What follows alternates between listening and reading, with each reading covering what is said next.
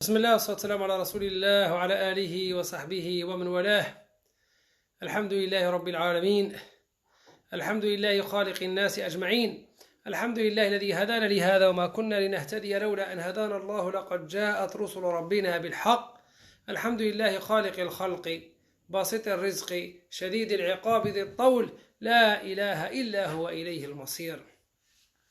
الحمد لله على نعمة الإسلام وما أعظمها من نعمة، والحمد لله على منة الإيمان وما أجلها من نعمة، والحمد لله على فضل كلمة التوحيد لا إله إلا الله محمد رسول الله. بها نحيا وبها نموت وبها نلقى الله وبها نلاقيه، والصلاة والسلام على رسول الله، الصلاة والسلام على خير خلق الله، الصلاة والسلام على البشير النذير المبعوث رحمة للعالمين. اللهم صل وسلم وبارك وأكرم وأنعم عليه وعلى آله وصحبه أجمعين. وبعد أحبتي في الله، أحييكم بتحية الإسلام، وتحية الإسلام السلام، والسلام أمان، وهي تحية أهل الجنان تحية فيها سلام. فالسلام عليكم ورحمة الله وبركاته. سنكمل اليوم إن شاء الله تعالى حديثنا عن الصيام المستحب، بعدما وفقنا الله تعالى ومن الله تعالى علينا بالصحة والعافية وطول العمر، وصمنا رمضان، وقد بلغنا شوال أيها الأحباب، والكثير منا والحمد لله تعالى يصوم هذه الأيام المباركات، ولكن هنالك أيام أخرى مستحبة للصيام غير الستة أيام من شوال، على أصل وأساس أن المسلم ما ينبغي أن ينقطع عمله بالصيام بعد رمضان، أو أن ينقطع اتصاله بالصيام، وأن يبقى إن شاء الله تعالى طوال العام. Quel jour peut-on jeûner? Le jour où l'on peut jeûner, c'est le premier jour, c'est le jeûne du jour de Arafat, 9e jour de Dhul Hijjah, pour ceux qui ne sont pas en pèlerinage. Le prophète Mohammed alayhi salatu wassalam a dit une absolution de 2 années, une année antérieure et une année ultérieure, est accordée à celui qui jeûne le jour de Arafat, une absolution d'une année passée à celui qui jeûne le jour de Ashura, le 2e jour de Muharram. فأيها الأحباب، أول المستحب من الصيام وهو صيام يوم عرفات لغير الواقف بعرفة، لغير الحاج. الحاج لا يجوز له أن يصوم، وإنما غيره في بقاع العالم هو يتقرب إلى الله بالوقوف بعرفات، وغيره في بلاد الإسلام يتقربون إلى الله بصيام يوم عرفة الذي يكفر سنة ماضية وباقية، يكفر ذنوب سنتين. Le deuxième, le jeûne du jour de Ashura. Ashura est le 10e jour de Muharram. Le prophète Mohammed alayhi salatu wassalam dit: Allah subhanahu wa ta'ala remet les péchés d'une année passée à quiconque jeûne le jour de Ashura. Le prophète sallallahu alayhi wa sallam jeûna ce jour-là. Il recommanda de le jeûner en disant: si je suis encore vivant l'année prochaine, et si Allah le veut, je jeûnerai aussi le 9e jour de Muharram. C'est le Nabi alayhi salatu wassalam بين لنا فضل صيام يوم عاشوراء فقال: يكفر سنة من الذنوب. ولما قدم النبي صلى الله عليه وسلم المدينة ووجد أهلها يصومون عاشوراء، وسألهم عن السبب، فقال: نشكر الله تعالى على أنه نجى موسى من فرعون في هذا اليوم المبارك، فصامه وأمر بصيامه، وقال: لئن أحياني الله إلى مقبل، أي إلى العام المقبل، لأصومن تسعاء، أو قال: لأصومن يوما قبله أو يوما بعده. ومات عليه الصلاة والسلام. ولذلك كان من السنة الذي يصوم يوم عاشوراء يصوم معه يوم تسعاء أو يوم 11، يعني يوم 9 أو يوم 11 يوم قبله أو يوم بعده. Le conseil pour celui qui veut jeûner le jour de Ashura, de jeûner 2 jours, un jour avant Ashura et le jour de Ashura, ou bien le jour de Ashura et le jour après. Le troisième, le jeûne des 6 jours du mois de Shawwal. On a parlé de tout ça plusieurs fois. Le prophète Mohammed alayhi salatu wassalam dit: qui jeûne Ramadan puis le fait suivre de ces jours du mois de Shawwal est comme celui qui a jeûné toute l'année. C'est النبي عليه الصلاة والسلام بين أن من صام شوال من صام رمضان ثم أتبعه 6 من شوال كان كصيام الدهر، على أن هذا الصيام يعني الله تعالى في 6 أيام من شوال يمكن للمسلم أن يصومها تباعا متابعة ولا متباعدة، المهم أن يصوم 6 أيام في شهر شوال. والإخوان الذين عجزوا عن الصيام قبل هذا اليوم نقول لهم ما زال الوقت أيها الأحباب لمن أراد أن يصوم 6 أيام من شوال ولمن أراد أن ينال الفضل والأجر العظيم. Le jeûne de la première décade de Dhul Hijjah.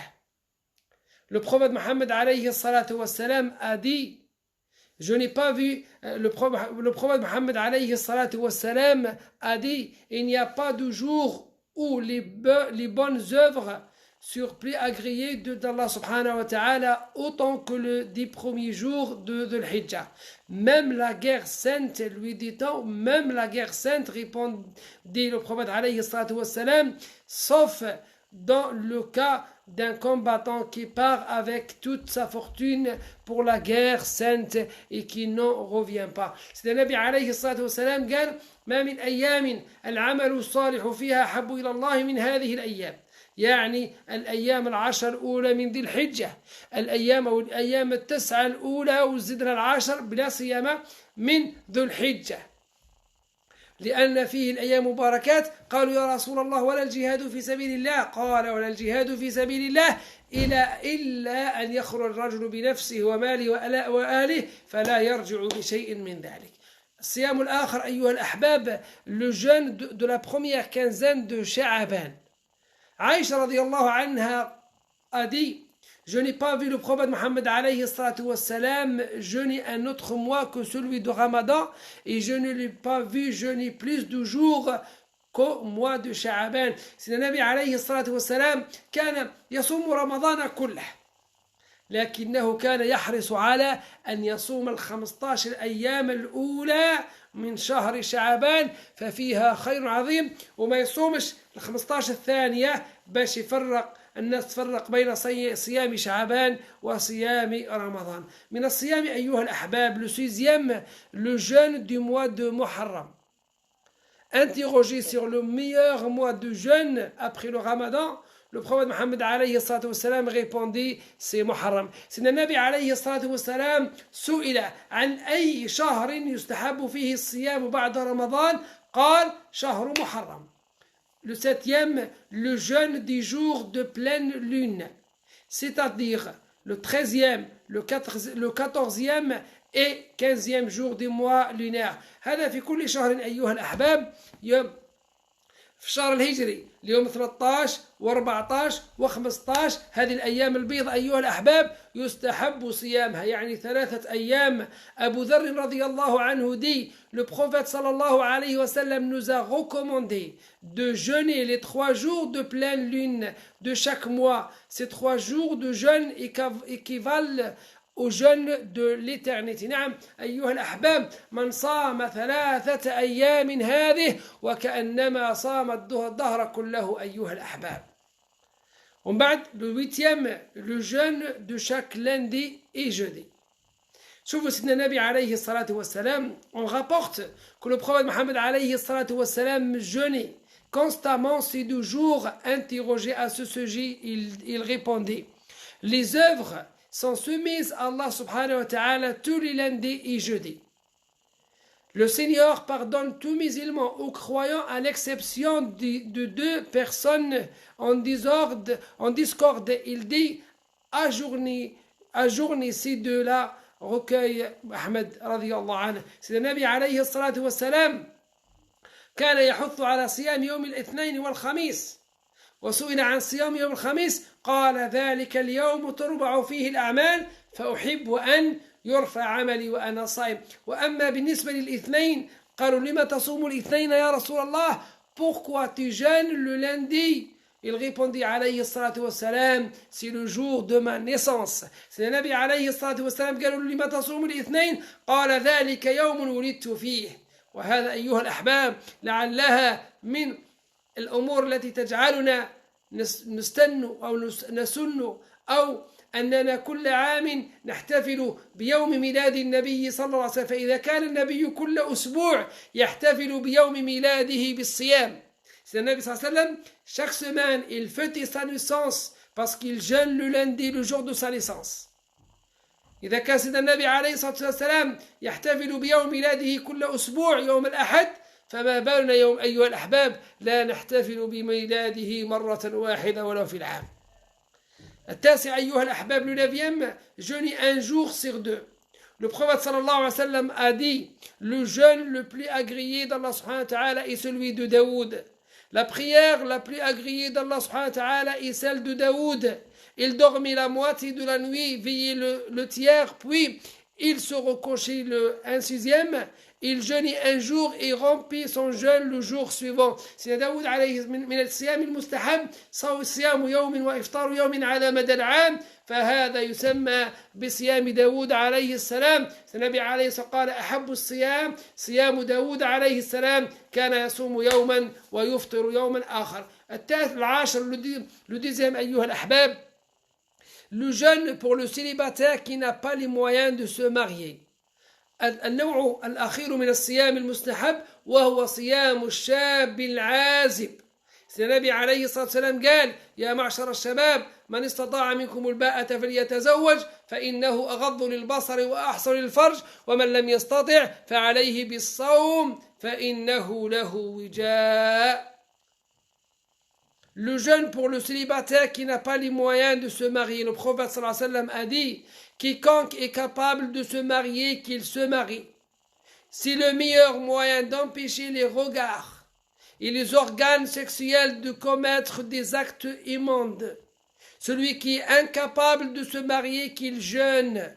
Cela émousse son ardeur. هذا سيدنا النبي عليه الصلاة والسلام يحث الواحد منا الشاب الذي لم يتزوج والذي لم يجد القدرات المادية والمعنوية على الزواج، يحثه عليه الصلاة والسلام بالصوم ويوجهه إلى الصوم فإنه وقاية له من الوقوع في الحرام. وقد نقول أيها الأحباب لكل من شغلته الفتنة أو خاف على نفسه الفتنة أو خاف على نفسه من الحرام في زمن هذه الفتنة أن يتوجه إلى الله بالصيام، لعل الله تعالى أن يحفظه وأن يحفظنا وإياه وإياكم من الوقوع في الحرام. يبقى سؤال آخر أيها الأحباب، ما هو الصيام الحرام؟ شفنا الصيام المستحب، ما هو الصيام أيها الأحباب الذي يحرم أو الأيام التي يحرم فيها الصيام؟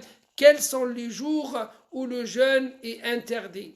سؤال أسأل الله تعالى أن يحييني وإياكم ليجيب عنه في مرة قادمة إن شاء الله تعالى. Je vais essayer de répondre à cette question dans un autre dars إن شاء الله تعالى. فاللهم يا رب أكرمنا ولا تهنا وزدنا ولا تنقصنا وكلنا ولا تكن علينا. ربنا آتنا في الدنيا حسنة وفي الآخرة حسنة وقنا عذاب النار وأدخلنا الجنة مع الأبرار يا عزيز يا غفار يا رب العالمين. من بركة الفاتحة. بسم الله الرحمن الرحيم. الحمد لله رب العالمين الرحمن الرحيم مالك يوم الدين إياك نعبد وإياك نستعين اهدنا الصراط المستقيم صراط الذين أنعمت عليهم غير المغضوب عليهم ولا الضالين آمين. سبحان ربك رب العزة عما يصفون وسلام على المرسلين والحمد لله رب العالمين والسلام عليكم ورحمة الله وبركاته.